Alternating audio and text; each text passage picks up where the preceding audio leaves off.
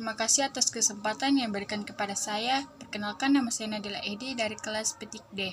Bahasan yang akan dibahas yang pertama e-commerce, yang kedua e-business, yang ketiga dampak positif dan yang negatif, yang keempat perbedaan e-commerce dan e-business. E-commerce. Yang pertama, sejarah e-commerce. Istilah perdagangan elektronik telah berubah sejalan dengan waktu. Kemudian berkembang menjadi suatu aktivitas yang mempunyai istilah yang lebih tepat, perdagangan web. Pembelian barang dan jasa melalui World Wide Web atau WWW, melalui server aman atau HTTPS, protokol server khusus yang menggunakan enkripsi untuk merahasiakan data penting pelanggan. Pada awalnya ketika web mulai terkenal di masyarakat pada 1994, banyak jurnalis memperkirakan bahwa e-commerce akan menjadi sebuah sektor ekonomi baru. Dua definisi e-commerce. E-commerce adalah suatu set dinamis teknologi, aplikasi, dan proses bisnis yang menghubungkan perusahaan, konsumen, dan komunitas tertentu melalui transaksi elektronik dan perdagangan barang, pelayanan, dan informasi yang dilakukan secara elektronik. Contoh, Amazon.com, website yang menjual berbagai kebutuhan rumah tangga sampai hiburan. Yang ketiga, istilah-istilah dalam e-commerce. Yang pertama, digital atau electronic cash, juga dikenal sebagai e-cash. Istilah ini ditunjukkan untuk beberapa pola atau metode yang memungkinkan seseorang untuk mengambil barang atau jasa dengan cara mengirimkan nomor dari satu komputer ke komputer lain.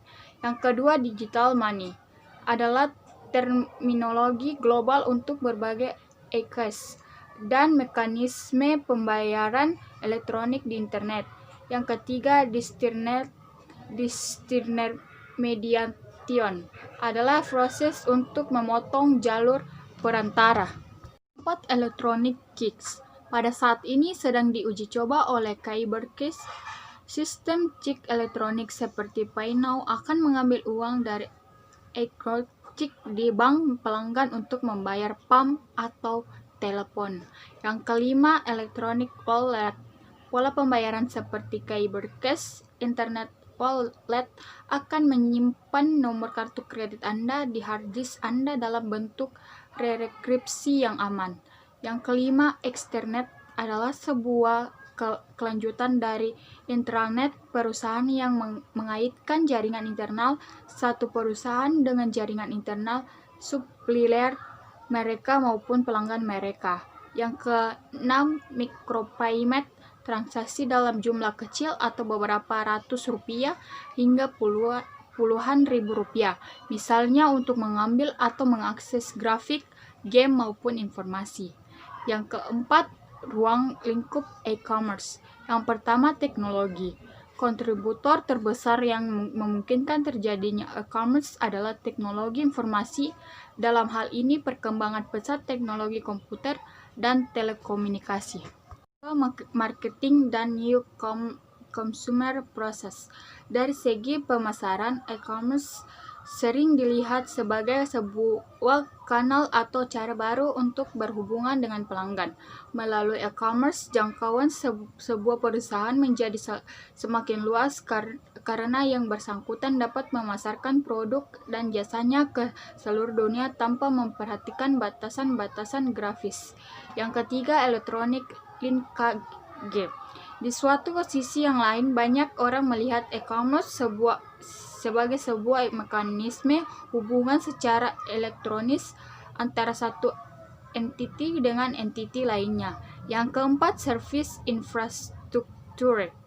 Konsep e-commerce ternyata tidak hanya membuahkan mekanisme transaksi jual beli semata, namun ternyata banyak sekali jasa-jasa baru yang diperlakukan secara sarana mendukung aktivitas jual beli produk tersebut. Yang kelima, illegal, privacy, dan public politik. Sisi terakhir dalam melihat e-commerce adalah mencoba memandangnya dari unsur-unsur semacam hukum, peraturan, kebijakan, proses, dan prosedur yang diberlakukan. Hambatan commerce. Yang pertama, penipuan dengan cara pencurian identitas dan membohongi pelanggan. Yang kedua, hukum yang berkurang berkembang dalam bidang e-commerce ini. Yang keenam, kemampuan e-commerce. Yang pertama, otomatis. Proses otomatis yang menggantikan proses manual. Yang kedua, integrasi. Proses yang terintegrasi yang akan meningkatkan efisiensi dan efektivitas proses. Yang ketiga, publikasi, memberikan jasa promosi dan komunikasi atas produk dan jasa yang dipasarkan secara elektronik. Yang keempat, interaksi, pertukaran data atau informasi antar berbagai pihak yang akan meminimkan humor error. Yang kelima, transaksi, kesempatan antara dua belah pihak untuk melakukan transaksi yang melibatkan institusi lainnya atau pihak ketiga sebagai pihak yang menangani pembayaran. Faktor kunci sukses dalam e-commerce. Yang pertama, dalam banyak kasus sebuah perusahaan e-commerce bisa bertahan tidak hanya mengandalkan kekuatan produk saja, tapi dengan adanya tim manajemen yang handal, pengiriman yang tepat waktu, pelayanan yang bagus, struktur organisasi bisnis yang baik, jaringan infrastruktur dan keamanan, desain situs web yang bagus, beberapa faktor yang termaksud. Yang kedua, menyediakan harga kompetitif. Yang ketiga, menyediakan jasa pembelian yang tanggap, cepat, dan ramah. Yang keempat, menyediakan informasi barang dan jasa yang lengkap dan jelas. Yang kelima, menyediakan barang bonus seperti kupon, penawaran istimewa, dan diskon. Yang keenam, memberikan perhatian khusus seperti usulan pembeli. Yang ketujuh, menyediakan rasa komunitas untuk berdiskusi masukan dari pelanggan dan lain-lain. Yang kedelapan, mempermudah kegiatan perdagangan. 8. Aplikasi e-commerce. Beberapa aplikasi yang berhubungan dengan e-commerce adalah yang pertama, email dan messaging. Yang kedua, content management system. Yang ketiga, dokumen spreadsheet database. Yang keempat, auditing dan sistem keuangan. Yang kelima, informasi pengiriman dan pemesanan. Yang keenam, pelaporan informasi dari klien dan enterprise. Yang ketujuh, sistem pembayaran domestik dan internasional. Yang kedelapan, new group. Yang kesembilan, online shopping. Yang kesepuluh, conferencing.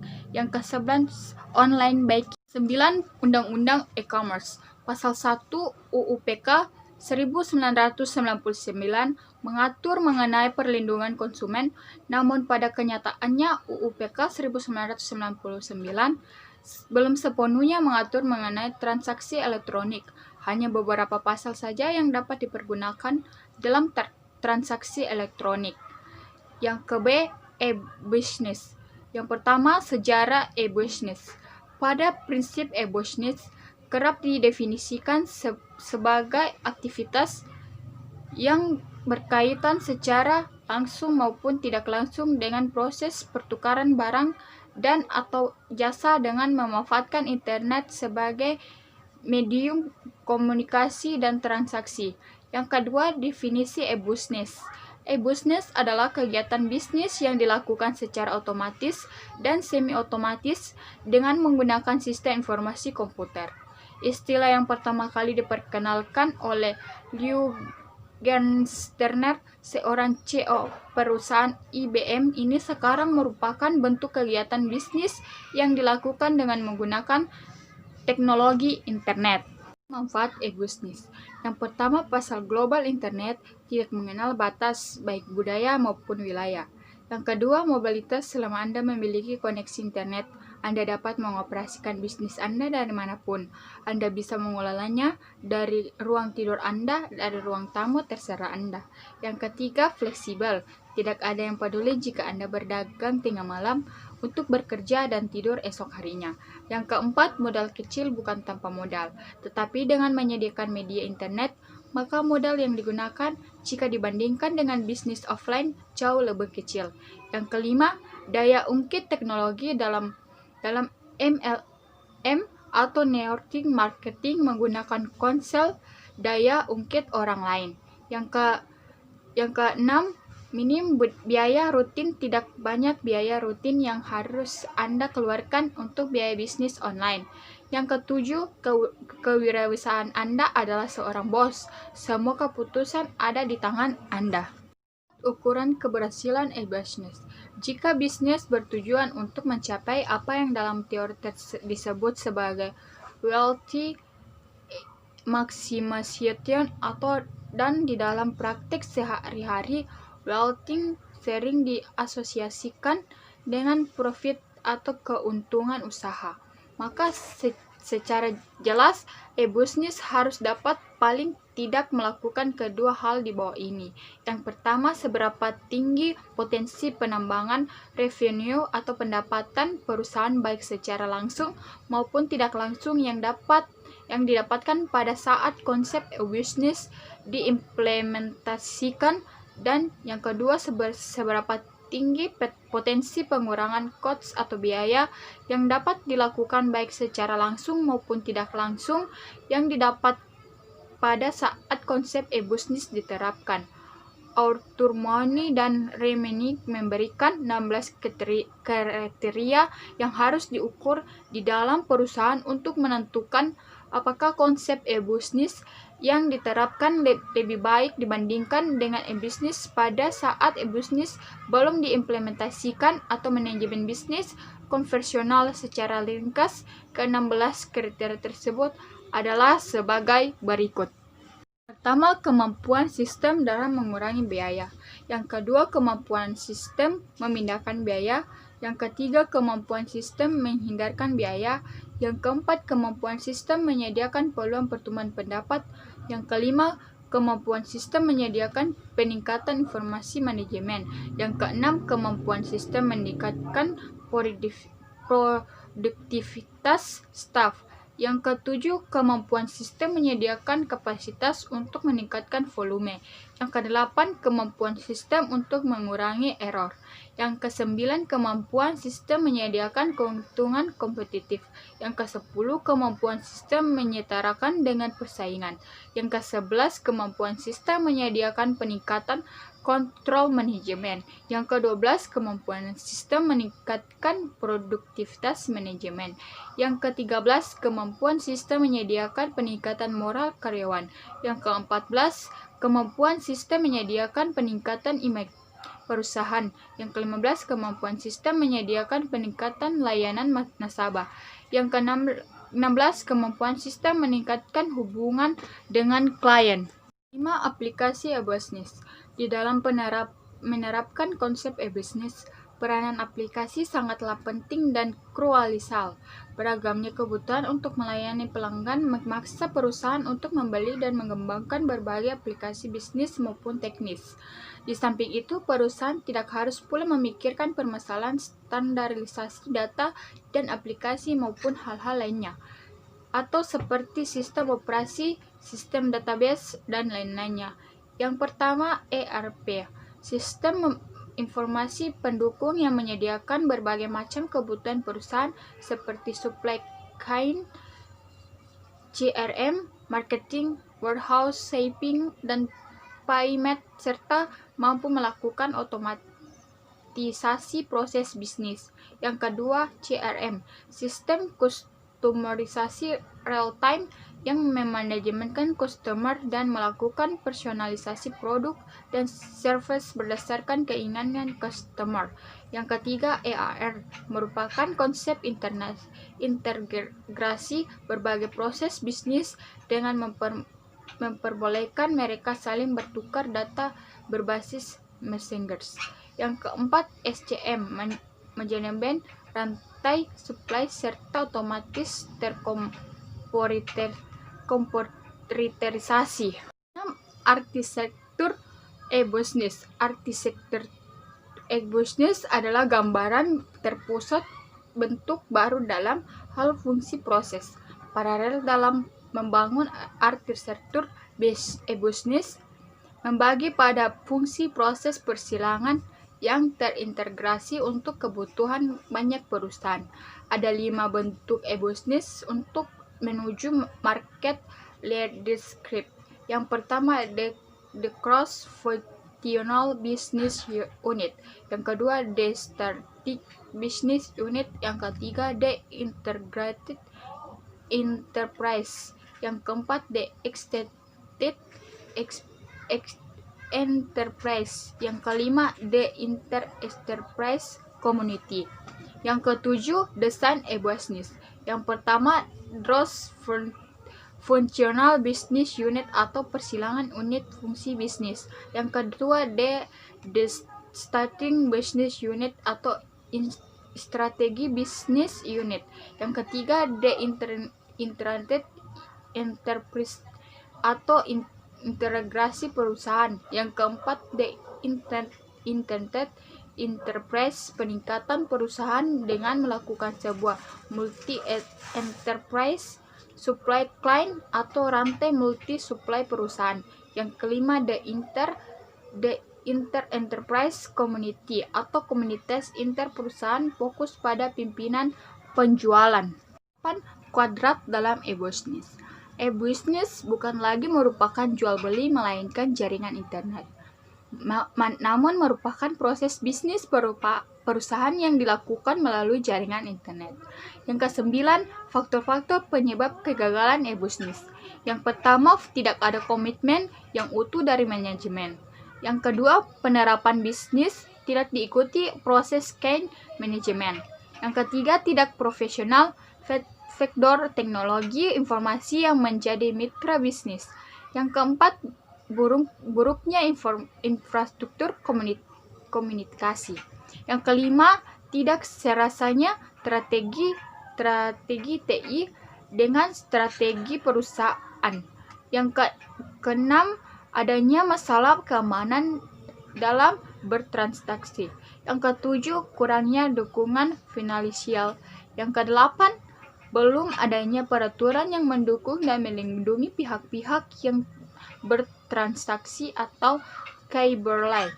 Yang kesembilan, menggunakan target jangka pendek sebagai pihak investasi e-business. Dampak positif dan negatif. Yang pertama, dampak positif e-commerce dan e-business. Yang pertama, revenue stream atau aliran pendapatan baru yang mungkin lebih mengajikan yang tidak bisa ditemui di sistem transaksi tradisional. Yang kedua, dapat meningkatkan marketing exposure. Yang ketiga, menurunkan biaya operasional. Yang keempat, menurunkan jangkauan. Yang kelima, meningkatkan customer loyalty. Yang keenam, meningkatkan supply management. Yang ketujuh, memperpendek waktu produksi. Yang kedelapan, meningkatkan flying time atau mata rantai pendapatan. Yang kedua, dampak negatif e-commerce dan e-business. Yang pertama, kehilangan segi finansial secara langsung karena kecurangan. Yang kedua, pencurian informasi rahasia yang berharga. Yang ketiga, kehilangan kesempatan bisnis karena gangguan pelayanan. Yang keempat, menggunakan akses ke sumber oleh pihak yang tidak berhak. Yang kelima, kehilangan kepercayaan dari para konsumen. Yang keenam, kerugian yang tidak terduga. Perbedaan e-commerce dan e-business. E-commerce adalah suatu kumpulan dari keseluruhan strategi e-business, sedangkan e-business adalah suatu proses bisnis yang berhubungan dengan sistem informasi. E-commerce dicari untuk menambahkan aliran pendapatan dengan menggunakan internet untuk membangun hubungan dengan klien dan mitra usaha dan mengembangkan efisiensi dengan menggunakan strategi atau empati vesel. E-business melibatkan seluruh rantai nilai dalam proses bisnis, pembelian elektronik, dan manajemen rantai pasokan, memproses pesanan secara elektronik, mengatur pelayanan pelanggan, dan bekerja sama dengan mitra usaha. Hasil pemaparan materi saya, jika ada salah kata, mohon dimaafkan dan selamat pagi.